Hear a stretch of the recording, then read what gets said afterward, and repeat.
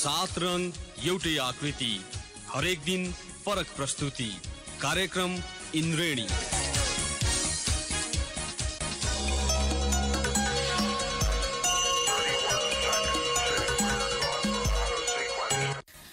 नमस्कार श्रोता, रेडियो कान्तिपुरको नियमित प्रस्तुति इन्द्रेणीमा यहाँलाई स्वागत छ।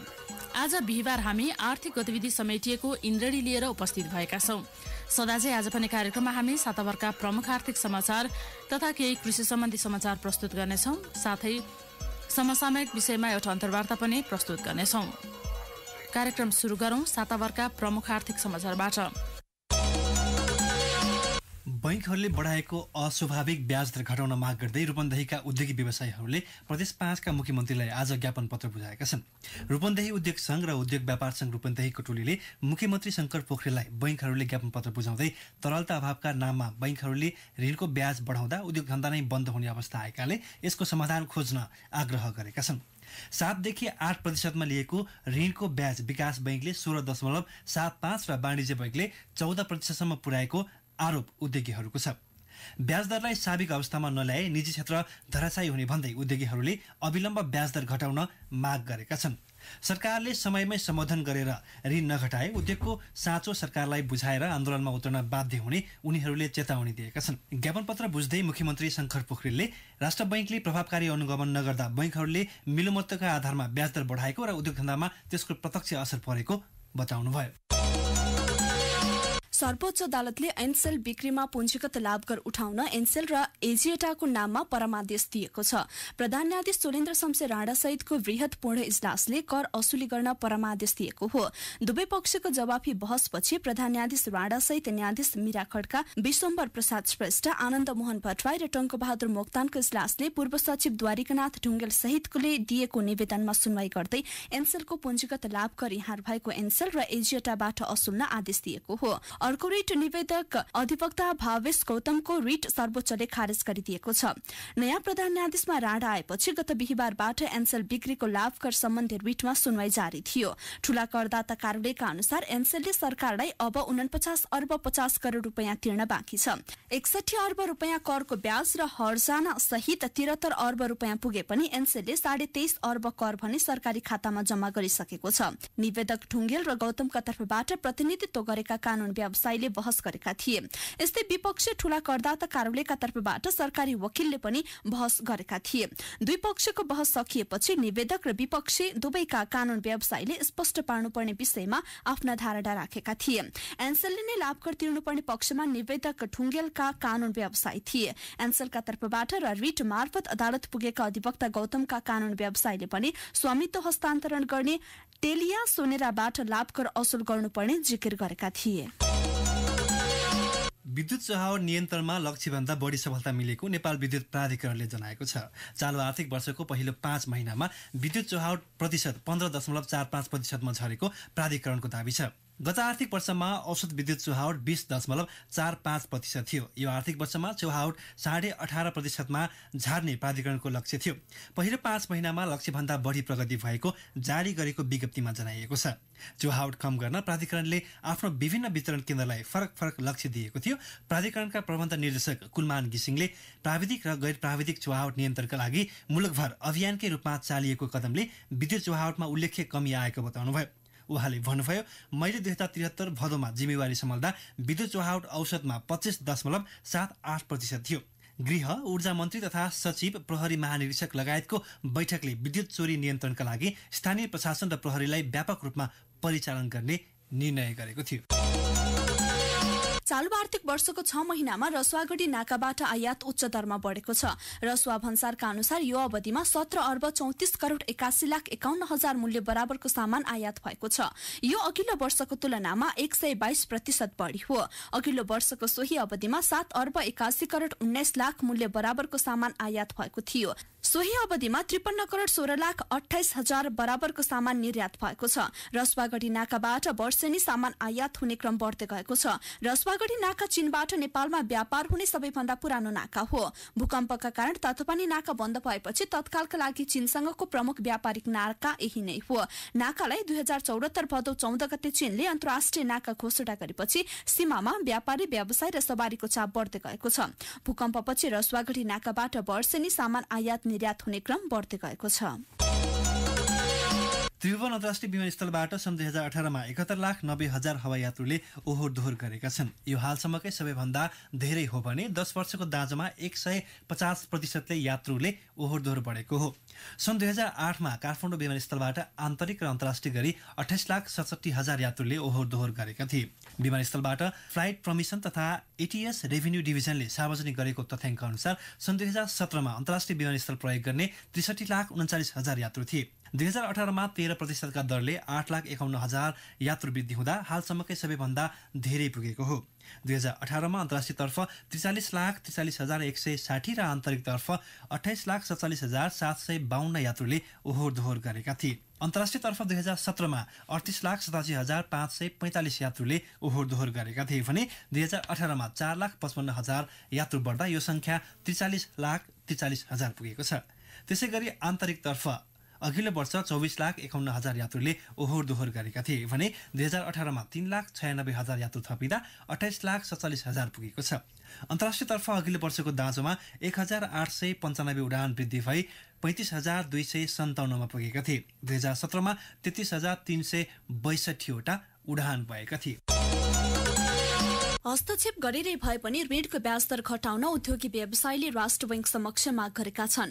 ब्याज दर वृद्धिले लागत बढेपछि उद्योग व्यवसाय सञ्चालन गर्न अप्ठ्यारो भएको भन्दै उनीहरूले ब्याज दरमा हस्तक्षेप गर्न राष्ट्र बैंकलाई आग्रह गरेका हुन्। चालू आर्थिक वर्षको मौद्रिक नीतिको अर्धवार्षिक समीक्षाका लागि सुझाव संकलन गर्न राष्ट्र बैंकले आयोजना गरेको अन्तर्क्रिया कार्यक्रममा उद्योगी व्यवसायीले यस्तो माग गरेका हुन्। बैंक तथा वित्तीय संस्थाको ब्याज दर निर्धारणको आधार घटे पनि ऋणको ब्याज दर नघटेकाले राष्ट्र बैंकको हस्तक्षेप आवश्यक रहेको उद्योग वाणिज्य महासंघका वरिष्ठ उपाध्यक्ष शेखर गोल्छाले बताउनुभयो। बेस रेटमा कमी आएपछि ब्याज दर घट्नुपर्नेमा बैंकहरूले प्रिमियममा जोडिरहेका छन्। उच्च ब्याज दरले अप्ठ्यारो पारेको छ। निजी क्षेत्र खुला बजारको पक्षपाती रहे पनि पछिल्ला वर्षमा देखिएको ब्याज दर वृद्धिले थप लगानी निरुत्साहित हुने भएकाले त्यसतर्फ विचार गर्नुपर्ने उहाँको भनाइ थियो।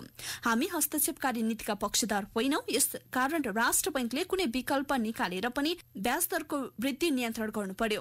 आधार ब्याज दर घटेकाले ऋणको पुराना नयाँ सबै ब्याज घट्ने अनुमान गरिए पनि पुराना ऋणीले त्यो सुविधा नपाएपछि निजी क्षेत्रबाट यस्तो माग आएको हो। घटेको आधार ब्याज दर अनुसार बैंकले पुराना ऋणीको ब्याज दर घटाउन नमानेपछि यस्तो अवस्था आएको हो।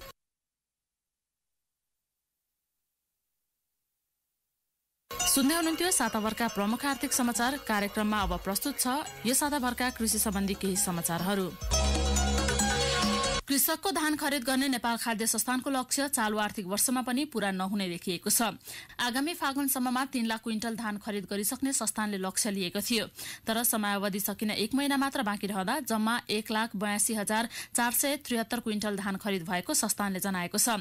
समय कम भएकाले धान खरिदको लक्ष्य पूरा गर्न समस्या भएको संस्थानका सूचना अधिकारी शंकर सापकोटाले बताउनुभयो। केही जिल्लामा संस्थानले भन्दा निजी व्यापारीले बढी मूल्यमा किसानबाट धान खरिद गरेका कारण लक्ष्य पूरा गर्न केही कठिनाई भएको संस्थानले जनाएको छ।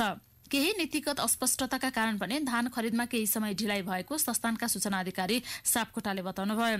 सरकारले चालू आर्थिक वर्षमा धान खरिदका लागि 91,86,30,000 रुपियाँ बजेट विनियोजन गरेको थियो। संस्थानका अनुसार मोटा धानको मूल्य प्रति क्विन्टल 2,331 रुपियाँ र मध्यम धानको मूल्य प्रति क्विन्टल 2,460 रुपियाँ निर्धारण गरिएको छ। सरकारले बिउमा परनिर्भरता कम गर्न बिउ बिजनको दीर्घकालीन राष्ट्रिय सोचको नीति बनाए पनि कार्यान्वयन हुन सकेको छैन। नीति कार्यान्वयन नहुँदा बिउमा परनिर्भरता बढ्दै गएको छ। मुलुकलाई बिउ बिजनमा आत्मनिर्भर बनाउन सरकारले सन् 2013 मा बिउ बिजनको दीर्घकालीन राष्ट्रिय सोच रणनीति लिएको थियो। सन् 2025 सम्ममा 60 वटा नेपाली उन्नत जातका हाइब्रिड बिउ उत्पादन गर्ने सरकारी लक्ष्य थियो। कृषि तथा पशुपन्छी विकास मन्त्रालय अन्तर्गतको राष्ट्रिय बिउ बिजन विकास समिति तथा बिउ बिजन गुणस्तर नियन्त्रण केन्द्रको सहयोगमा 40 वटा सरकारी र 20 वटा निजी कम्पनीले हाइब्रिड उत्पादन गर्ने लक्ष्य लिए पनि कार्यान्वयन हुन सकेको छैन। पर्याप्त अनुसन्धान नहुँदा स्वदेशमा हाइब्रिड बिउ उत्पादन हुन नसकेको केन्द्रका वरिष्ठ बिउ विकास अधिकृत रमेश सोमागाईले बताउनुभयो। छिमेकी मुलुक भारत, चीन तथा तेस्रो मुलुकबाट आउने हाइब्रिडबाट बिउ धेरै उत्पादन हुने भएकाले पनि स्वदेशी हाइब्रिडमा किसानहरूको आकर्षण घटेको होमागाईले बताउनुभयो, जसका कारण स्वदेशी बिउ उत्पादन बिस्तारै लोप हुँदै गएको छ। मुलुकमा खाद्यान्न लगायतका वस्तुसँगै वर्षेनी अर्बौं रुपियाँको बिउ बिजन आयात हुने गरेको छ। चालू आर्थिक वर्ष 2075-76 को 6 महिनामा मात्रै 42 करोड रुपियाँ बढीको बिउ बिजन आयात भएको छ। चिसो र चरण अभावका कारण तेह्रथुमका किसानले पालेका मौरी धमाधम मर्न थालेका छन्, जसका कारण स्थानीय सेरेना जातका मौरी पालेर जीविकोपार्जन गरिरहेका किसान चिन्तित बनेका छन्। 1 महिना यता जिल्लाका मेन्छयाम, फेदाब, छथर गाउँपालिका र लालीगुराँस नगरपालिकाका किसानले पालेका मौरी घारभित्रै मरिरहेका हुन्। पहाड़मा बढेको अत्यधिक चिसो र तुषारोका कारण मौरीहरू घारभित्रै मर्न थालेको छथर गाउँपालिका 5 ओखरेका मौरी पालक किसान नोचेन्द्र पौडेलले बताए। जिल्लामा 5000 बढी सेरेना जातका मौरी गोला किसानले पालेको कृषि ज्ञान केन्द्र सम्पर्क कार्यालय तेह्रथुमले जनाएको छ।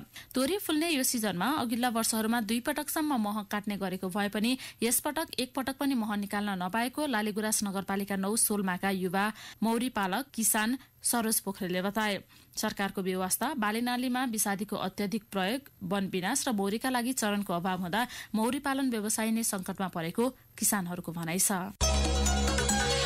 अदुवाले राम्रो भाव पाएपछि तनहुका किसान उत्साहित भएका छन्। गत वर्ष अदुवा प्रति किलो 22 रुपियाँ 50 पैसाका दरले बेचेका किसानले अहिले 80 रुपियाँमा किनबेच भइरहेको बताएका छन्। बजार पनि लैजानु नपरेको र घरबाटै बिक्री भइरहेको भिमाद 3 का हस्तबहादुर थापाले बताए।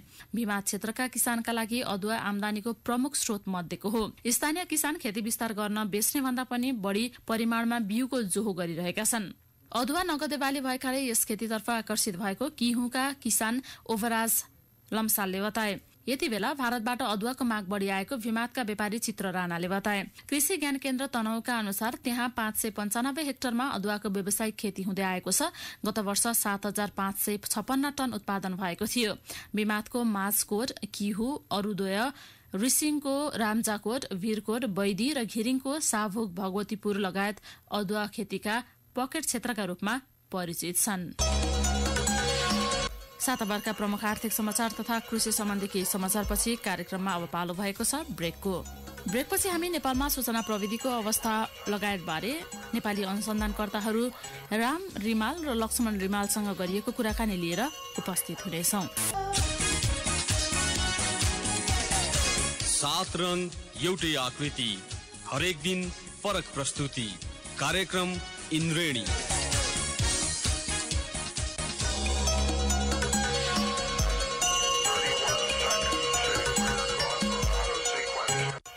ब्रेकपछि यहाँहरूलाई पुनः स्वागत छ। यहाँहरू सुन्दै हुनुहुन्छ कार्यक्रम इन्द्रेणी अन्तर्गत आज बिहिबार हामी आर्थिक गतिविधि प्रस्तुत गरिरहेका छौँ। सधैँ चाहिँ आज पनि कार्यक्रमको ब्रेक अगाडिको पहिलो खण्डमा यहाँहरूले सातावारका प्रमुख आर्थिक समाचार तथा केही कृषि सम्बन्धी समाचार सुनिहाल्नुभयो। कार्यक्रममा अब प्रस्तुत छ एउटा अन्तर्वार्ता। नेपालमा सूचना प्रविधिको अथाह सम्भावना भए पनि सरकारले यथेष्ट ध्यान नदिएका कारण यो क्षेत्रमा उल्लेख्य प्रगति हुन नसकेको निजी क्षेत्रले आरोप लगाएको छ। गत साता काठमाडौँमा भएको सूचना प्रविधि सम्बन्धी मेला क्यान इन्फोटेकमा सहभागी नेपाली अनुसन्धानकर्ताहरू जुम्ल्याहा दाजुभाइ राम र लक्ष्मण रिमालले सूचना प्रविधिको क्षेत्रमा हुने अनुसन्धानहरूमा सहयोग गर्न सरकारसँग आग्रह गरेका छन्।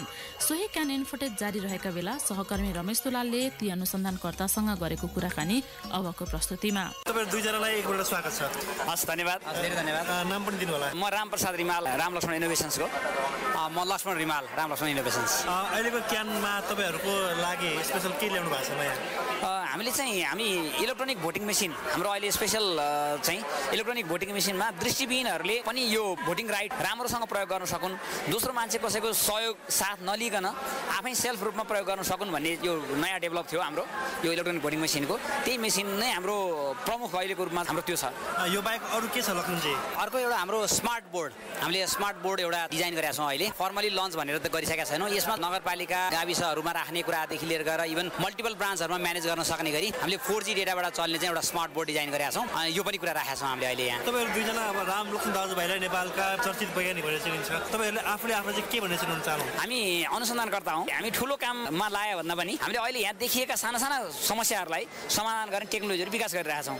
हामीसँग टेक्नोलोजी दर्जनौँ छन्। त्यो मध्ये आफ्नो एरिया, आफ्नो ठाउँ, हाम्रो इन्फ्रास्ट्रक्चर जस्तो छ नि हाम्रो पूर्वाधार, त्यो पूर्वाधारमा चाहिँ प्रयोग गर्न सक्ने खालका र अब हामीले पनि जानेको, किन हाम्रो टेक्नोलोजी नभ्याउने पनि भएन, हामीले जानेको यो कुराबाट हामी चाहिँ सहयोग गर्छौँ। भनौँ न हाम्रो एउटा समाजलाई एउटा राम्रो समाजमा रूपान्तरण गर्नको लागि हामी चाहिँ त्यो गर्छौँ भनेर लागिरहेका छौँ। नेपालको सूचना प्रविधिको कुरा गर्दाखेरि मन्त्री परिषदको बैठक पनि अब डिजिटलाइज भइसक्यो होइन? एकदम। यहाँहरूले के सम्भावना देख्नु भएको छ नेपालमा सूचना प्रविधिको? हाम्रो धेरै ठुलो सम्भावना छ, किन नेपालमा धेरै काम गरेकै छैन, धेरै खाली छन्।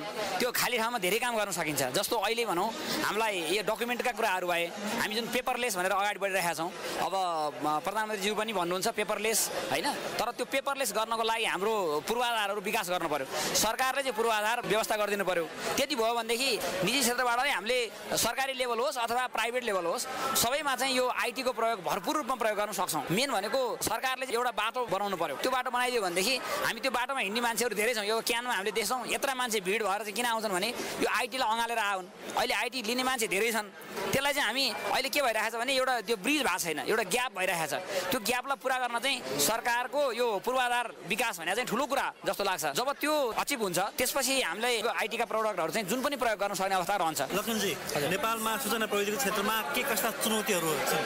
सबभन्दा पहिला त अब एकैचोटि हामी धेरै ठुलो कुरा खोज्छौँ, किन वर्ल्ड नै अहिले त एउटै पोइन्टमा भइसकेको छ। जस्तो हामीले मोबाइल प्रयोग गर्छौँ, त्यसमा चाहिँ वर्ल्डमा आएका टेक्नोलोजी हामी सबै युज गर्न खोज्छौँ। तर हामीसँग चाहिँ यहाँ चाहिँ बेसिक इन्फ्रास्ट्रक्चर छैन। जस्तो इन्टरनेटको पहुँचको कुराहरू, त्यसपछि चाहिँ भने त्यही लेभलका लिटरेटका मान्छेहरूको चाहिँ नि कुराहरू, अनि त्यसको चाहिँ अवेरनेस गराउने गभर्मेन्टको पार्ट, अनि सँगै डेभलपमेन्ट गर्ने टिमलाई पनि कुनै सफ्टवेयर बन्यो अथवा के गर्यो, हामी कहाँ नेपालमा चाहिँ एउटा बडी जस्तो भएर त्यो सफ्टवेयर चाहिँ नि यो एप्रुभ छ अथवा चाहिँ केही भन्ने जस्तो बढी भइदियो भनेदेखि चाहिँ त्यसमा राख्नुपर्ने मिनिमम बेसिक रिक्वायरमेन्टको कुराहरू के हुन् त्यो पनि कुराहरू गरिदियो भनेदेखि चाहिँ अझ यसलाई गर्न सजिलो हुन्थ्यो। अब यी कुराहरू चाहिँ अहिले चाहिँ भनौँ न गाह्रो अप्ठ्यारो पर्यो भने त्यही कुराहरू नै छन्। आगामी दिनमा तपाईँका योजनाहरू के छन्? हामी चाहिँ अटोमेसन सेक्टरलाई नै लगाइरहेका छौँ। अहिले हामी कहाँ अघि नै मैले भने हाम्रो आइटीको एकदमै अथाह ठुलो चाहिँ बजार छ र त्यो बजारलाई समात्ने रूपबाट, किन हामी एउटा प्राइभेट पार्टी हौँ र हामीले समाजलाई पनि हाम्रो रूपबाट केही नयाँ कन्ट्रिब्युट गर्न सक्छौँ भनेर लगाइरहेका छौँ। र हामी निरन्तर भनौँ न हाम्रो 17-18 वर्ष भयो हामी यही फिल्डमा लागेको र हामीले अब हाम्रो चाहिँ फ्युचरमा अब नियर फ्युचरमै हामीले यही भनौँ न इलेक्ट्रोनिक भोटिङ मेसिनलाई नै हाम्रो कुनै लेभलमा एउटा प्रयोग गर्न सक्ने अवस्था बन्यो भने नेपालमा बनाएको टेक्नोलोजी हामीले चाहिँ नेपालमा प्रयोग गर्न सकियो। हामीले यो सिस्टमको सिक्युरिटीको कुरादेखि लिएर सबै कुराहरू चाहिँ हामी जिम्मा लिन सक्छौँ। भनेको हामीले एक्रिडेसन गर्ने कुनै जुनसुकै पार्टबाट गर्ने नि गर्न सक्ने अवस्था रहन्छ। र हाम्रो पहिलो अहिले भनेकै हामी इलेक्ट्रोनिक भोटिङ मेसिनलाई अनि कुनै एउटा लेभलमा लाउन सक्छौँ भनेर लागेका छौँ। त्यसपछि हाम्रो दोस्रो अब प्लान चाहिँ हाम्रो यो ट्रान्सपोर्ट सेक्टर, हाम्रो यो यातायातको क्षेत्र चाहिँ सहरीमा चाहिँ एकदमै अस्तव्यस्त छ।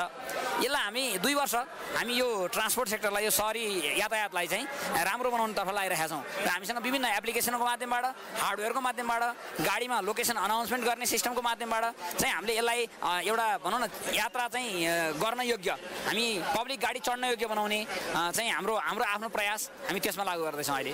लक्ष्मणजी, जुन यो एप्लिकेसनको कुरा छ नि यात्रा अगाडि यातायातको जानकारी भन्ने, यो एप्लिकेसनको सुरुवात तपाईँहरूले कसरी गर्नुभयो? सबभन्दा पहिला चाहिँ हामीले त्यो एउटा यातायात कम्पनीमा हामीले काम गर्ने अवसर पायौँ। यो महानगर यातायात भन्ने उहाँहरूले चाहिँ एउटा कसैको कुनै कम्पनीबाट चाहिँ एउटा सिस्टम बनाउन लाग्नु भएको थियो। त्यो कुरो उहाँहरूले फङ्सन गर्न सक्नु भएन। अनि हामी कहाँ ठोकिन आउनुभयो, हामीले च्यालेन्ज लिनुपर्ने भयो। त्यसपछि हामीले त्यसलाई चाहिँ नि 10-15 दिनमा हामीले टेक ओभर गऱ्यौँ। र त्यसमा चाहिँ के थियो काम भन्दाखेरि त्यसमा लोकेसन अनाउन्समेन्ट गर्ने, अहिले हामी फलाना ठाउँ पुग्यौँ लोकेसन भन्ने कुरा चाहिँ गर्ने सिस्टम थियो। त्यो गरिसकेपछि हामीले के देख्यौँ भने यातायातमा त्यहाँ पसिसकेपछि हामी त्यहाँ धेरै समस्याहरू देख्यौँ र हामीले त्यो टेक्नोलोजीमा अब बनाउन थाल्यौँ। हामीले त्यसमा यो 2 वर्ष हाराहारी 2 वर्ष 2.5 वर्ष जति भयो हामीले यो काम गर्न थालेको। र त्यो देखिसकेपछि अनि बल्ल हामी यो क्षेत्रमा लागेका हौँ। र यो पार्टबाट चाहिँ अब हामीले के गर्दैछौँ भने जस्तो यातायात चाहिँ कुन यातायातको चाहिँ रुट कुन हो, कुन ठाउँमा जान्छ, त्यसपछि कति बजी आइपुग्छ होइन, कुन ठाउँमा भएर जान्छ, कतिवटा बस छ यो रुटमा भन्नेदेखि लिएर गएर र स्टेसन बस्ने जस्तो यात्रुले चाहिँ प्रतीक्षालयको चाहिँ ठाउँहरू कुन ठाउँमा छ, ती सबै कुराहरू चाहिँ हामीले म्यापिङ गरेका छौँ। अहिले त्यो रूपबाट जाँदैछौँ अहिले हामी। रामजी, तपाईँहरूले सूचना प्रविधिमा धेरै नै आविष्कारहरू गर्नुभएको छ, अनुसन्धान गर्नुभएको छ। सुरुवाती अवस्था र यहाँसम्म आइपुग्दा के समस्या, के नयाँ प्रविधिहरू बोक्नु भएको छ यहाँहरूले? अब सुरुको बेलामा हामीले एकदमै बेसिक नलेज, हामीसँग नलेज पनि लिमिटेड थियो। हामी 8, 9, 10 कक्षामा पढेको साइन्सलाई प्रयोग गरेर हाम्रो कुनै प्रविधि विकास गरेका थियौँ। त्यो पानीको अटोमेटिक सिस्टमबाट हाम्रो यात्रा सुरु भएको हो। त्यो चाहिँ अब 55-56 सालतिरको बेला थियो र अब अहिले भनौँ न हामी लगभग 2 दशक जति यही क्षेत्रमा बिताइसक्यौँ। अहिले हामीसँग चाहिँ हामीले हार्डवेयरमा हामी इलेक्ट्रोनिक जुन सिस्टम डिभाइसेसहरू छ त्यो डिभाइसहरू हामी धेरै जसो डिभाइसहरू हाम्रो आफ्नै डेभलप गरेका छौँ। हामीसँग आफ्ना बोर्डहरू छन्। अब हामी फर्मवेयरहरू हाम्रो त्यसको चाहिँ सफ्टवेयरहरू आफै डेभलप गर्ने भएको छौँ। त्यसभन्दा पछाडि गएपछि हामी सफ्टवेयरतिर लागेका छौँ। भनेको अहिले हाम्रो हार्डवेयरले मात्रै काम नगर्ने भयो, त्यसमा सफ्टवेयर पनि चाहिने भयो र सफ्टवेयर लागेका छौँ। अब अहिले बिस्तारै हुँदै जाँदाखेरि मान्छेहरू मोबाइलमा बढी चाहिँ मान्छेको हातमा सेवा दिनुपर्ने अवस्था भएर हामीले अहिले मोबाइलको एप्लिकेसनहरू पनि विकास गरेका छौँ। यसरी बिस्तारै समयको माग अनुसार चाहिँ हामी हाम्रो आफ्नो स्किललाई पनि विकास गर्दै लगेका छौँ र हामीले अफिसको चाहिँ एउटा भनौँ न हाम्रो इन्फ्रास्ट्रक्चर पनि त्यसरी डेभलप गरेका छौँ। लक्ष्मणजी, सुरुवाती समयमा आफूले गरेका अनुसन्धानत्मक आविष्कारहरू अरूलाई बुझाउन, प्रभावकारी बनाउनको लागि कतिको चुनौतीहरू सामना गर्नुपर्छ? सुरुमा त हामी भनौँ न 5-7 वर्ष त हामी धेरै ठुलो मेहनत गऱ्यौँ। अब त्यो बुझाउन पनि विभिन्न तरिका अपनायौँ। हामी धेरै ठुलो गरेर चाहिँ भनौँ न त्यो विज्ञापनको बजारमा जान सक्ने अवस्था पनि थिएनौँ। हामीले अलिक मौलिक तरिकाले नि गऱ्यौँ त्यो टाइममा पनि। हामीले जस्तो हाम्रो आफ्नो ब्रान्ड इस्टाब्लिस गर्ने समयमा हामीले एकदम कम खर्चमा नयाँ तरिकाबाट हामीले गऱ्यौँ। अब अहिलेको समयमा आउँदाखेरि त्यो कुरा टोटल चेन्ज भइसकेको छ होइन। सुरुमा चाहिँ हामीलाई ठुलै च्यालेन्ज थियो होइन, र अहिलेसम्म आउँदाखेरि चाहिँ अहिले त आइसिटीको प्रयोगले अथवा भनौँ अहिले नि हामी धेरै कुराहरूमा चाहिँ एक्सेस पनि पाइसकेका छौँ। त्यो हिसाबले अहिले सजिलो छ। त्यो समयमा चाहिँ हामीलाई धेरै चुनौती भएको थियो। 8-10 वर्ष त हामीलाई सस्टेन गर्नलाई धेरै गाह्रो अवस्था थियो। हजुर रामजी, यो क्यान इन्फिनिटी मेला जुन मेला लागिरहेको छ, यस्तो मेलामा आफ्नो ब्रान्ड प्रवर्धन गर्नका लागि कतिको अवसर हुन्छ? यो चाहिँ हामीले राम्रै अवसर मानेका छौँ। जस्तो हामीलाई अब हामी चाहिँ एकदमै मासमा गर्नुपर्ने पनि खासै हाम्रो प्रडक्ट छैन, किन हाम्रो प्रडक्ट चाहिँ स्पेसिफिक सर्टेन एउटा चाहिँ भनौँ न एउटा लेभलको एउटा वर्गको मान्छेले, जस्तो हाम्रो दुईवटा फोकस हो। एउटा चाहिँ गभर्मेन्ट लेभलमा इम्प्लिमेन्ट गर्ने खालका प्रोजेक्टहरू हुन्, अर्को चाहिँ हाम्रो जेनरल पब्लिकमा इम्प्लिमेन्ट गर्ने हो। जेनरल पब्लिकको लागि चाहिँ यो क्यान इन्फोटेक एकदम राम्रै भयो।